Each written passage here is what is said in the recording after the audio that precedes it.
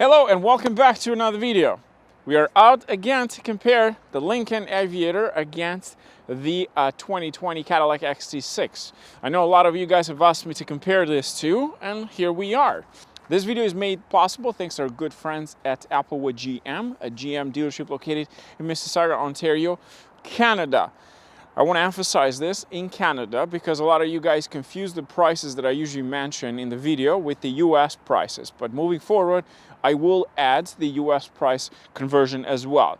But one thing it's important to notice and to remember, between Canada and the United States, prices and packages for all vehicles. Also, special thanks goes to our good friends at Conquest Canada. They've helped me out to connect with dealerships across Ontario, like Applewood GM and other dealerships as well, so that I can borrow cars and do comparisons. Meanwhile, this one here is offered by Lincoln Canada. Of course, it is a press car. Now, if you want to know more about Applewood GM and of course Conquest Canada, the link will be in the description box. Conquest Canada helps you find the right car for the right price. If you are in the market for used or new in Ontario for now, they will connect you with sales consultants across Ontario that work in different dealerships and find the right car for you. You'll find all information in the description box. Now, let us begin and review this too. I've been waiting for a while, and I'm sure so have you. Now, as you can see, both these two are very similar in color, and not just the exterior, the interior as well. This wasn't planned, it just happened that this one was available. Now, let's talk about prices and packages. First of all, this one that we have for today's video, the XT6, is the Sport package that starts in Canada about $82,000. Of course, that comes with added features. This, on the other hand, is the Reserve. The Reserve in Canada starts at $75,000, but this has the 201A package and a dynamic stability package as well, dynamic driving experience as well, and a bunch of other things. So this one goes up to $85,000 Canadian. We're talking about Canadian money. So for Canada, Lincoln offers two packages. You can get the Reserve, which is the one that we have today, and the Grand Touring. The Grand Touring is offered with the standard engine like this one, but with an electric powertrain, which increases the power quite a lot. On the other side, this one offers only one engine, and they're both similar on the all-wheel drive system. They both use an intelligent all-wheel drive systems, similar brakes. But when it comes to the packages, well, this one offers, you got the luxury package in Canada and you got the sports, and you can of course use different add-ons that they offer, and which of course come with a price as well. Now on this side you can pick the lower trim, which is the 101A, that gives you less features, or you can go up to the Grand Touring that goes over $90,000. That's because it makes a lot more horsepower. So, what do we want to find out for today's video? Well, we want to compare them against each other, since these two are technically sort of like the hotcakes in the market right now, because they're both similar when it comes to size, when it comes to seatings as well. So both offer 7 seats, and they both, of course, are SUVs. Let's start first with the exterior, and we'll start with the front side first, and we'll talk about what they offer in terms of convenience and of course in terms of technology. Okay, so onto the front end for both vehicles. First of all, let's talk about the style. That is a very aggressive looking vehicle on that side. As you can see, that massive black grille. This one offers a black grille. This one offers a massive grille as well, so you can get some air inside that big engine that this has under the hood. Also, this one is offered with the ambient light on the outside. So the logo over here, typical to the Lincoln, which I've seen in other Lincoln vehicles, is that it lightens up. It has an LED around it. So you can see it much better at nighttime, and it kind of brightens the area as well, which is very a good feature to have for nighttime. Now, in terms of the headlights, that has LED headlights, that has LED headlights. The Lincoln offers the fog lights at the bottom, and while the Cadillac XT6 has onto the side this line, and at the bottom of the actual lights it has an extra one to brighten the area. And of course these are automatic headlights, so what happens is at nighttime when you're driving, the lights follow the path that you're driving into. So if you're turning left or right, they follow that path. That way you have a nice bright area and you don't have to point towards the other side of the road. When it comes to technology, they both offer 360 cameras, so they both have that camera around it.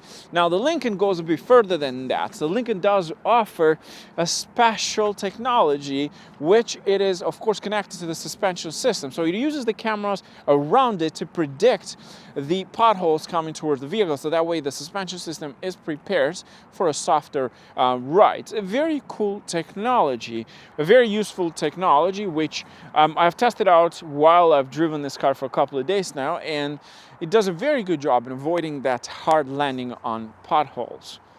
Now let's get onto the center there. Let me show you what they offer in terms of convenience. Both vehicles are equipped with keyless entry, of course. The Lincoln has an extra feature which some of you may find it annoying, some will like it. Well, in order to open the door, you have to press this button located onto the side and then open it. And it does have a soft closing option, something that this does not offer. The mirrors are both powered, with the exception to the Lincoln that does offer foldable mirrors once you lock the vehicle. They both have the blind spot assist, and they both have, of course, the heated mirrors and power on the inside where you can adjust it. The Lincoln goes a bit further with that.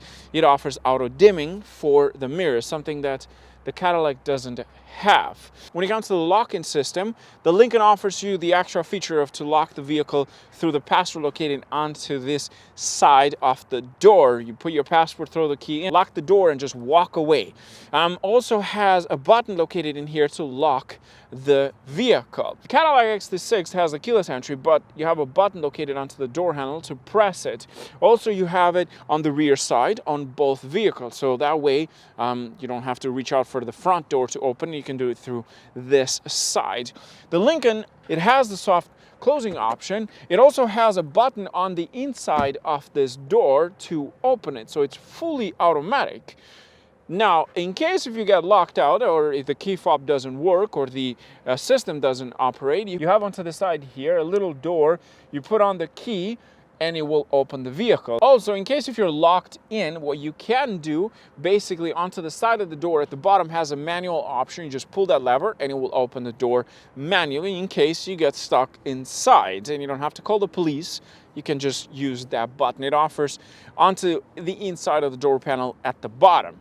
When it comes to this side on here, the Cadillac XT6 offers you this sort of running boards, not necessarily automatically open, but it's just completely fitted in. You just have to step on it inside. This one doesn't, but they're not very high off the ground, so it's easy to get in. Onto the front, we have 20-inch wheels onto the Cadillac XT6 and 22-inch wheels on the Lincoln Aviator.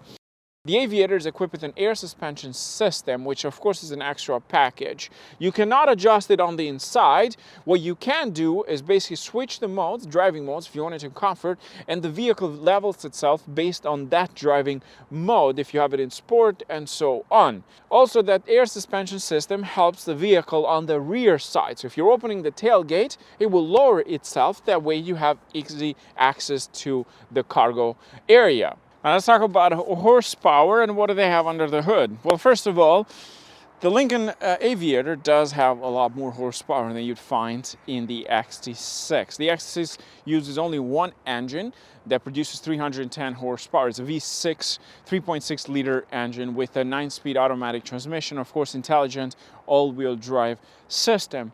The Lincoln, on the other side, goes a bit further than that. It has a V6 under the hood, twin turbocharged engine that makes about 400 horsepower.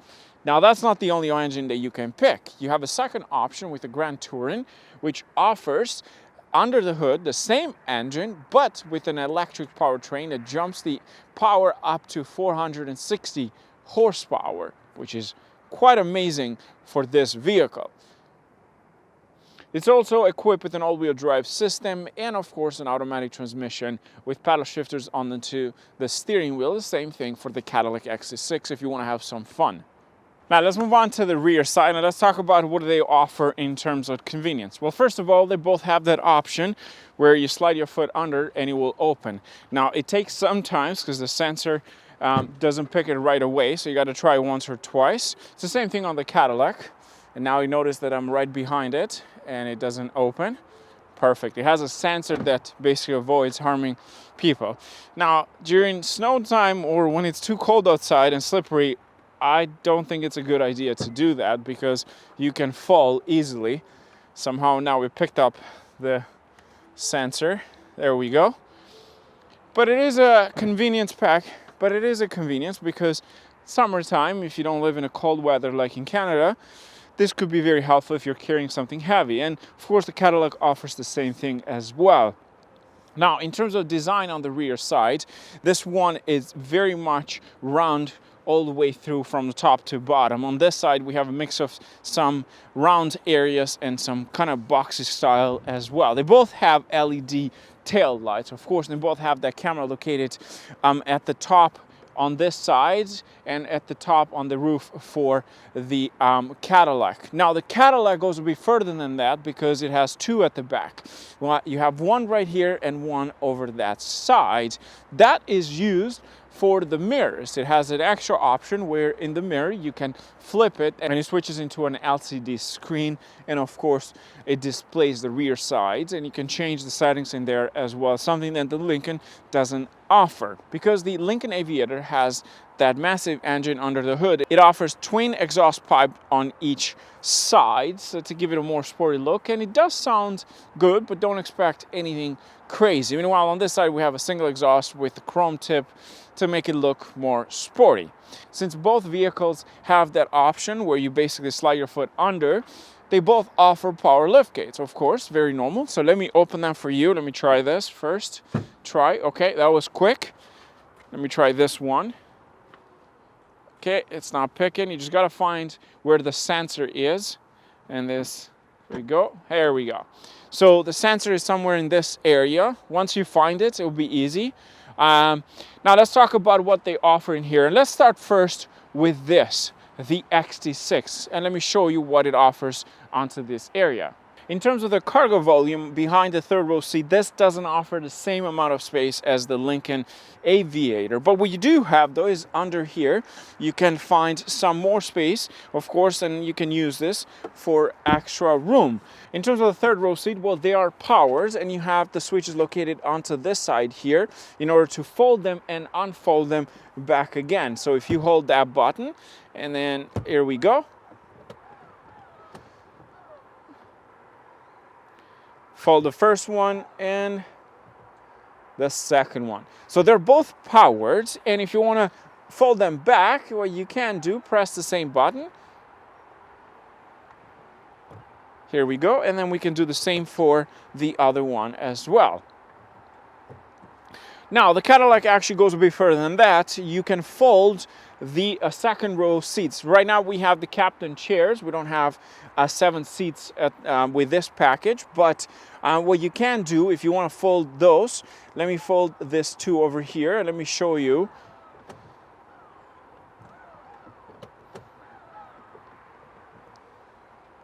Here we go. So right now we have those 2 down, and if we press the button in here, okay, the right side and the left side. So now you have more space and we have pretty much all the seats folded. Now onto the Lincoln. When it comes to cargo volume, the Lincoln Aviator offers a bit more cargo volume behind the third row seat, but it does offer power third row seats. You cannot fold the middle section automatically. What you have to do is you can press one button and fold them simultaneously. If you want to fold the second row seat from here, you wouldn't be able to do it. You have to go in the front, but they're powered as well. An extra feature that, of course, the Cadillac XT6 offers that the Lincoln doesn't. You do have some space underneath here. You can fit some more stuff, similar to the Cadillac XT6. Now onto the side over here, for each side of course you have two buttons for the third row seat. So if you wanted to fold those from here, you can do so. You have a switch located onto this area and we can fold them one by one. Now when it comes to this one here, well, this has this part at the top where you basically pull the lever and then you can push the seat backward, but it has under as well, and then you can position it the way you want. So it's technically not power. So in order to open this part over here and of course get some space so you can get into the third row seat, well, you can do so with this lever located at the top of the seat. So it's not powered, unlike the Lincoln. In terms of the third row seat, well, I've tried this multiple times. I will say the Lincoln and the XT6 share similar space, size, and similar comfort. It's not hard to get in, but someone my height, you'd have a bit of a hard time, man. The Lincoln has a bit of a small problem because the way the Lincoln is shaped on the rear side, it's kind of like lowered at the back. So this area is just a bit short when it comes to the headroom because of the way it is designed. But in order to get in on both vehicles, it's very similar. It's just when you're sitting there, you're going to be a bit more cramped on the Lincoln. Okay, so we're inside right now. What you can do with this seat, you can of course adjust it. You have this part here for the recliner. You just pull it and you can fix the recliner based on the way you want it. It is not powered. And if you want to move this seat a little bit further, if you don't have anyone in the back, well, you can do so. Right now you have a lot of leg room, as you can see. When it comes to headroom, still some headroom left between my head and of course the roof of the vehicle. This vehicle is equipped with a panoramic roof all the way across with the option to open one in the front. Into the center in here we have heated seats and of course control for the climate. You can adjust everything from here. You can lock everything from the infotainment system in the front, similar to the Lincoln. Now the Lincoln doesn't have buttons, it just has a touchscreen option. This one has a screen and of course the buttons onto this side. So a very handy feature to have. We don't have anything into the center here in terms of cup holders. The Lincoln has cup holders into the center and of course the armrest on each seat, similar to this, but with the exception that it has a massive area, which could be a disadvantage because if you have a child or something to carry with you and you wanted to put it right in the center, you couldn't do that with the Lincoln. You have to put it at the top. This, on the other hand, offers some space in here. Something very handy. Onto the Aviator. Well, first of all, in order to get into the third row seat, what you can do is just press this button at the top. It folds and moves forwards. A very handy feature to have. Something that the Cadillac doesn't. It is manually adjustable. Now, when it comes to the seat itself, in order to adjust it, you have to do it manually. So it has the lever under here for moving it back and forth, and you have this one at the sides for the actual recliner, and of course a button here for the headrest, similar to the XT6. Now, let me try to get into the second row seat. As I said previously, I've already tested this one out onto the third row seat. They're not very far from each other except that headroom. Now, the Lincoln does have at the top the part that's kind of shaved so that it gives you a bit more room, but it's just limited because you only have one side of it, not the entire roof. Anyhow, let me get in here. Let me show you. Okay, so as you can see, even here it's not really tight, but what you can do is basically move this further. That is the maximum you can move it. I do feel that the XT6 gave me a bit more space compared to this side, but it's still not really bad. When it comes to headroom, you still have some headroom because there's some space between the ceiling and, of course, my head. In terms of the seat itself, it was nice and comfortable. When it comes to features in here, of course, as I mentioned, we have the screen into the center that you can use. Onto the door panel, this uses automatic button onto the door to open it, so you don't actually have anything to pull. You just press the button, opens, and then, of course, it has soft closing. It does have, of course, the sunshade onto the side, manually adjustable. Onto the center in here, the Lincoln offers a way to actually close the shade. So you can close it and open it from this buttons located onto the center. We have a cup holder in here for each side, so 2 in total, and we have some space in the center. Now, both vehicles have the captain chair, and of course, they both have the armrest onto each chair. You can actually pick 7 seats if you wanted, but that means that we'll eliminate the sides. The Lincoln, as I mentioned, does have that into the center that takes some of that space that could be used for other things.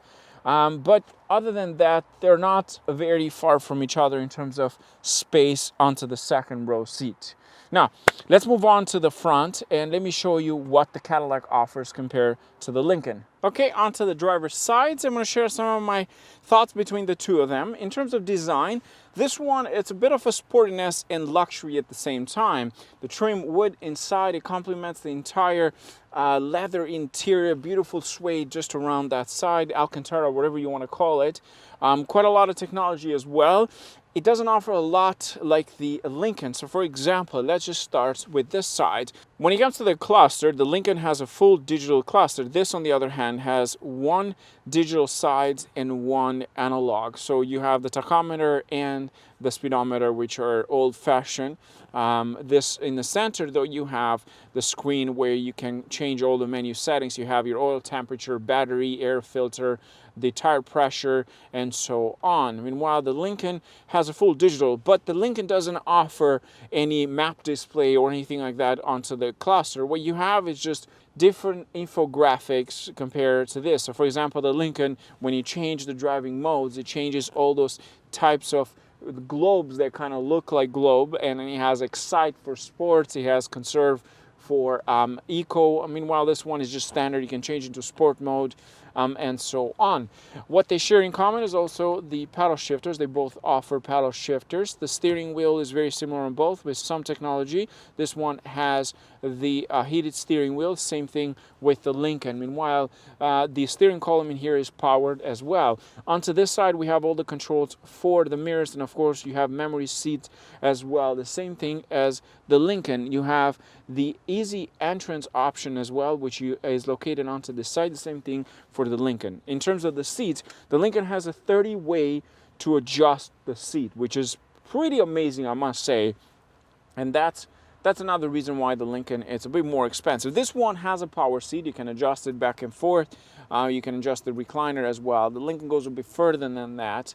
The Lincoln has all the switches located onto the door panel. This one is located onto the actual seat onto the side. So some of those differences. Both offer a heads-up display. Of course, the Lincoln goes a bit further. It offers some extra features. It shows the map. It shows a temperature and so on. This seems like it shows just some features, not the same as the Lincoln. When it comes to the center infotainment system, the Lincoln and this don't have the same screen size. The Lincoln has a bigger screen size compared to the Cadillac XT6, but they're both touchscreen. The Lincoln offers a menu button located onto the center. The same thing for this. You can control everything from here. You have your navigation system, volume, and so on.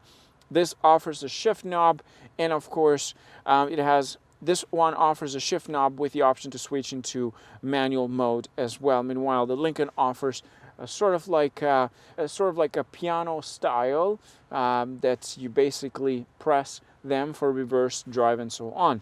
Onto the climate unit, well, they are very similar. They both share the heated seats and cooling seats from the front.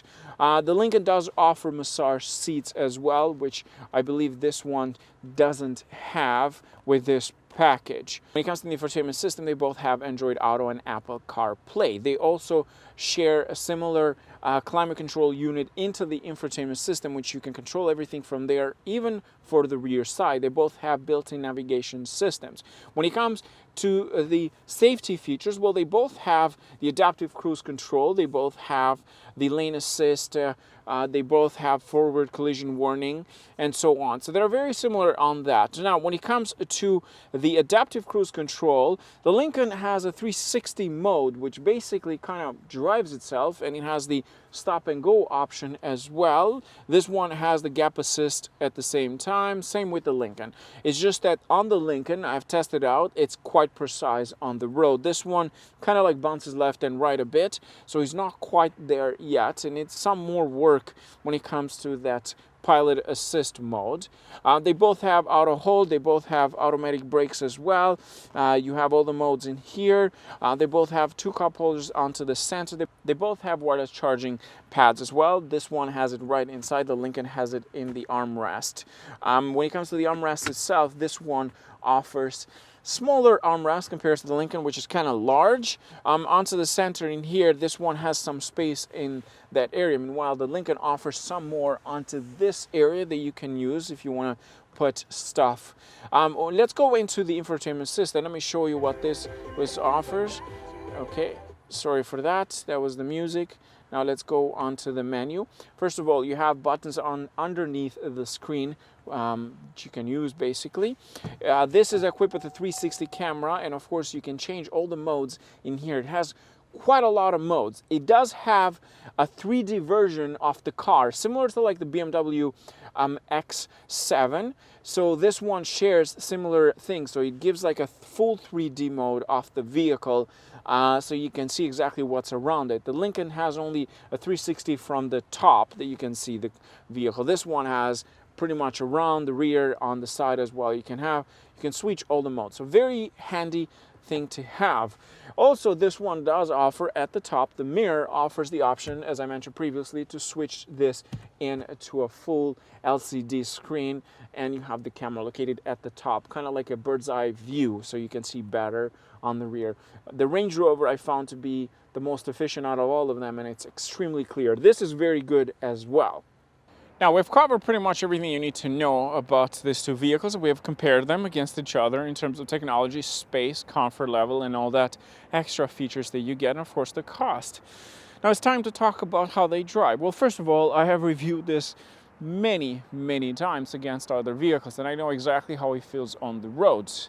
This one over here as well, it's almost my 4th day with this, and I would like to share some of my thoughts between the two of them. Well, something to keep in mind, first of all, is that this does offer air suspension system, something that the XT6 doesn't. So the ride quality changes quite a lot on the road, and because it has all that extra features in terms of how it handles potholes and rough roads, because of that system built in with the cameras, that ride quality improves a lot. So that's another thing to keep in mind between the two of them. And again, that explains that price difference between the XT6 and the Aviator. Now, that doesn't mean that this one here has a horrible ride. It just means that this does a better job in avoiding that roughness on the road. When it comes to the cabin noise, they're very similar. I've tested this one previously separately in similar roads. We're going to take this for a ride as well, and I'm going to test it out and see how different it is from this. We'll use, of course, our tool and show you the numbers. Now, I do expect the Lincoln to be within the same range as the XT6. I don't expect it to be much more different. Now, let's take this one for a test drive, and let me share some of my thoughts between this and that.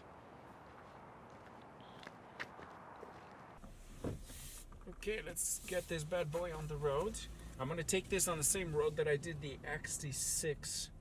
I did the road cabin test noise, actually a road noise, to find out how noisy it is inside. Here we go.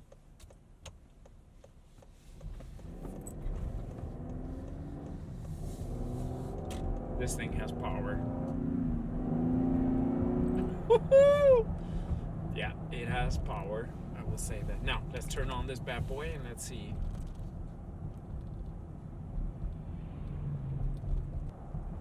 So this is showing 59.9. 59.9, so about 60 dB. So as I expected, it's not too far from the Cadillac XT6. Now, this, when you push it a little bit, well, of course, the engine gets a bit louder, so that's something to keep in mind.